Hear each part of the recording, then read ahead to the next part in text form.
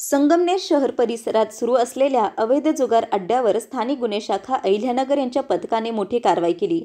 Police अधीक्षक सोमनाथ घारगे यांच्या आदेशाने आणि मार्गदर्शनाखाली हे धाड सत्र राबवण्यात आले। दिनांक 2 जुलै 2025 रोजी तळेगाव ते नांदूर शिंगोटे रोडलगत असलेल्या एका अर्धवट बांधकाम केलेल्या घराच्या आडोशाला काही इसम पैशांची हारजीतीची जुगार खेळत असल्याची गोपनीय माहिती पोलिसांना मिळाली। त्यानुसार पथकाने अचानक धाड टाकत 14 जणांना रंगेहात ताब्यात घेतले।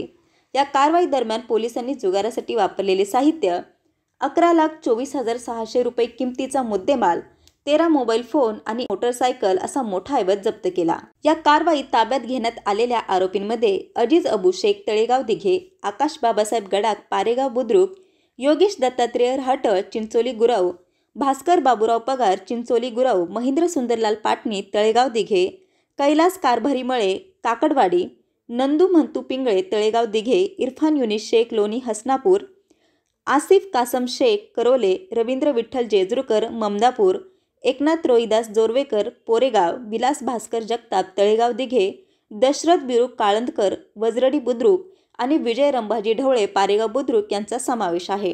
या प्रकरणी संगमनेर तालुका पोलीस ठाण्यात महाराष्ट्र जुगार प्रतिबंधक कायदा कलम 12 अंतर्गत गुन्हा दाखल करण्यात आला असून पुढील तपास सुरू आहे। ही धडक कारवाई पोलीस अधीक्षक सोमनाथ घारगे, अपर पोलीस अधीक्षक वैभव कलुबंबरे, उपविभागीय पोलीस अधिकारी कुणाल सोनवणे यांच्या मार्गदर्शनाखाली स्थानिक गुन्हे शाखा अहिल्यानगरच्या पथकाने केली।